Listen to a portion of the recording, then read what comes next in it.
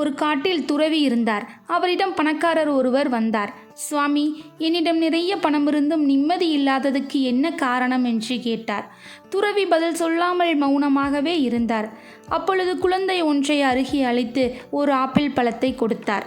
குழந்தை அதை வலது கையால் வாங்கி கொண்டது. இன்னொரு ஆப்பிள் பழத்தையும் கொடுத்தார். அதை இடது கையால் வாங்கி கொண்டது. மூன்றாவதாக ஒரு ஆப்பிளையும் கொடுத்தார். அப்பொழுது அந்த குழந்தை அந்த 2 பழங்களையும் நெஞ்சில் அணைத்தபடி 3வது பழத்தையும் வாங்க முயற்சி செய்தது.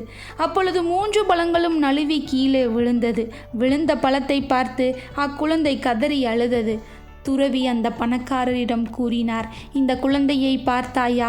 2 பழம் போதுமென்று நினைத்திருந்தால் இப்போது அழவேண்டிய அவசியம் வந்திருக்குமா? அதுபோலதான் மனிதனுக்கு போதும் என்ற திருப்தி ஏற்பட்டுவிட்டால் பிரச்சனையே வராது, நிம்மதி கிடைக்கும். போதும் என்ற மனமே பொன்னானது.